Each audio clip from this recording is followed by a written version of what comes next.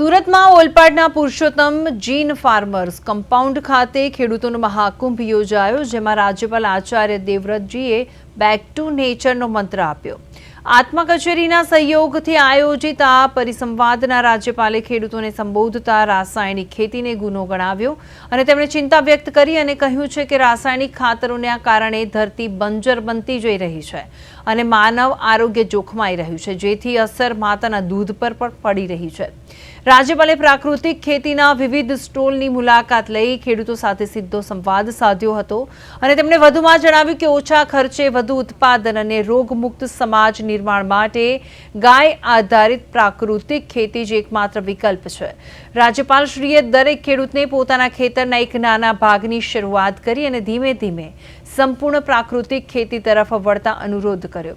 અને ધરતી તેમજ ગાયના સંરક્ષણને સાચો ધર્મ ગણાવ્યો હતો।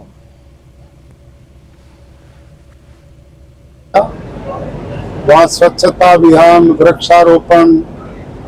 एक अनुसूचित जाति परिवार में भोजन और प्रातः लोगों के बीच में प्राकृतिक खेती का एक कार्यक्रम।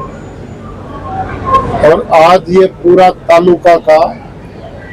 विशाल सभी गांव के किसानों के बीच में प्राकृतिक खेती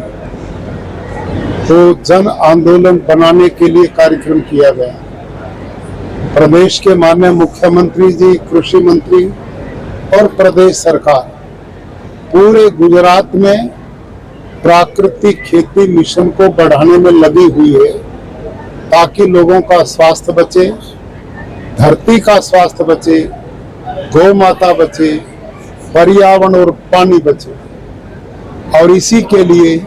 हमारे देश के आदरणीय प्रधानमंत्री श्रीमान नरेंद्र मोदी जी ने प्राकृतिक खेती को राष्ट्रीय प्राकृतिक कृषि मिशन बना दिया है और उनकी इच्छा कि भारत का किसान समृद्ध हो, उन्नत हो, खुशहाल हो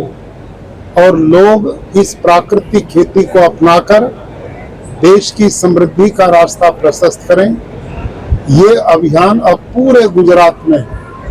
और मैं प्रत्येक तालुका में जा रहा हूं